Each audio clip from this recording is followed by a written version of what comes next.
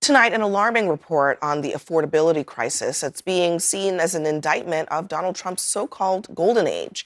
New research from the New York Fed shows that there's been a remarkable increase in Americans struggling to put food on the table, and many are now resorting to skipping meals altogether. The report finds a greater share of Americans have become food insecure compared to the early months of the pandemic. Low-income Americans are being forced to dip into their savings to cover expenses. More children are missing or skipping meals compared to 2020, and families need food donations or federal assistance to get by. Now, this week, as the war in Iran drags on with Congress on a recess, Republican Congressman Mike Flood of Nebraska got an earful from his constituents. You're making everything unaffordable. We can't afford gas. We can't afford health care. We can't afford things here in Norfolk while you guys are lining your pockets within the presidency, within Congress. What are you guys going to do to regulate this and actually follow laws? What is Congress going to do? It's really extraordinary to me to hear that compared to 2020, this is like pandemic era, It's February 2020. That's the pandemic. Yeah. Like the whole country shut down in 2020. Like that era, compared to that era, there's more food insecurity. That should be a real red flag for policymakers. It absolutely should be. It's heartbreaking to know that so many Americans feel that they are food insecure and that they can't afford their next meal, that they're skipping meals. And there are a lot of contributing factors. Obviously, cost is one of those. Food deserts is another one. I think politicians are a contributing factor to the sentiment because they're not being honest. From the president to members of Congress are not being honest about what they can and cannot do to tackle affordability. There are things Congress can do. You would know it better than anyone at this table, former member of Congress. And there are things they can't do. But the campaign trail is littered with promise after promise that politicians cannot keep, which causes a lot of this anxiety. Another thing that I would throw into the equation is, and I know this is anecdotal, but I think it's part of it, is irresponsible consumerism. There are a lot of Americans, I think, and I know some, my friends do this, rather than go to the grocery store and stock up for what they need that week, they order DoorDash or Uber Eats and pay massive premiums for convenience and then say, you know what, I'm going to skip the next meal because I can't afford it. There are decisions that we make in the name of convenience. That's quite an argument. Wow. That is quite an But there's argument. something to it. I think there is something to it.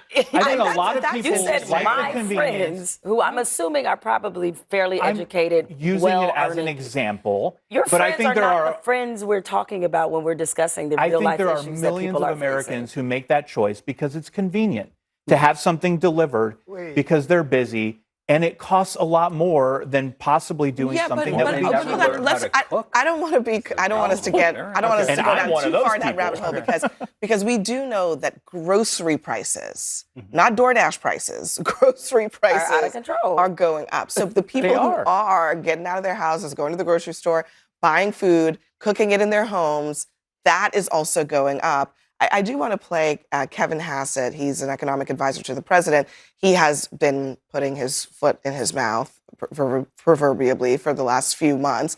Here's what he said recently, once again, about the state of the economy. I think that we should see very quickly energy prices, gas prices go back to where they should be. And the thing that I've seen when I look at credit card data and other things that I can get for the private sector is that while people have been spending more money at gas stations, they've been spending more money at everything else, which means that they're still very, very optimistic about the state of the economy. Maybe this is where Pete's theory and the rest of this converges, but I'm sorry, but it seems to me that people spending more money on everything is not something to be smiling about. Yeah, I have a very hard time making sense out of what you were just laying out there, especially when I consider what the administration spent most of last year doing, which was waging wars on essentially the price level by trying to increase the tariffs across the globe.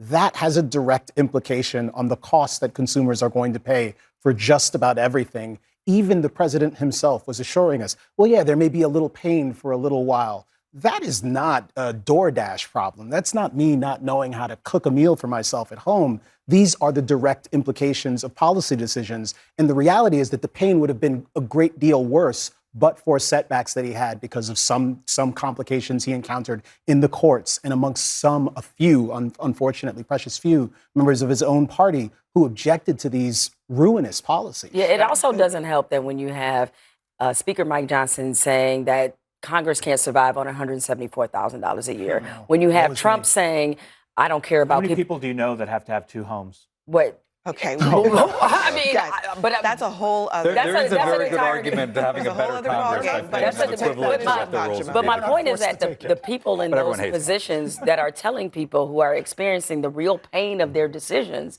that, oh, you're being just irresponsible, or we can't survive on $174,000 a year, or a president that has told people to just suck it up and deal with the pain, or I don't care about the American finances.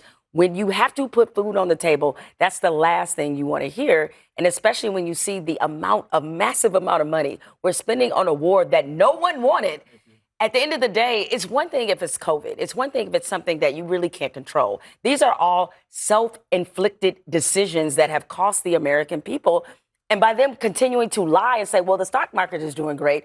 I remember during Biden's administration, when the Democrats tried to run that same game, they got destroyed by the Republicans. And now all of a sudden, y'all trying to run it back. So I don't really get this very wide gap and why people don't believe that it is really tough out here for a lot of people, especially after you've leveled SNAP and you've leveled Medicare. Exactly. I think people have noticed here three different arguments to explain what's going on. One is the tariffs, the other is the war in Iran and the gas prices up to $4.50, and the third is the cuts to SNAP benefits and the quote-unquote big beautiful bill. Those are policy decisions that have an impact on ordinary Americans, and we have this K-shaped economy now where the people at the top are doing really well, the people at the bottom aren't doing so well. So I think the big problem though with all of this is that Trump has a history of saying two different things about affordability. One day he thinks it's a concern, the other day it's a Democratic plot.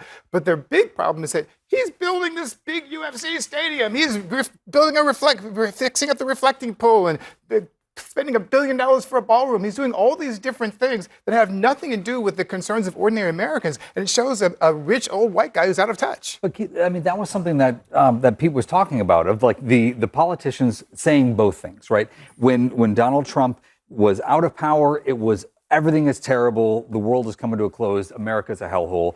Get into office, everything's fantastic. When Joe Biden was in office, it's like, listen, don't believe your lying eyes. Everything is fantastic. And then get out of office and, oh my God, look at how terrible things are, right? This is the challenge with trying to separate fact from fiction, with trying to separate actual economic indicators from feeling. The divergence between where economic sentiment should be based on where our unemployment rate is, based on where the markets are, based on where all like lower quartile job growth, that versus the sentiment. I mean, we have lower sentiment in terms of like the direction of the economy and overall consumer belief that things will get better, lower than when the unemployment rate was double what it is and when inflation was at 12%. I agree with you, but you're missing one point, though. You're missing one point, though. One of the people who's chiefly responsible for contributing to the distrust of government data is Donald Trump. He spent years discrediting the government data under the Obama administration and under the Biden administration. He spent years trying to discredit what government does in general. So people have a reason not to believe what the government data says. They're more concerned about their personal situations than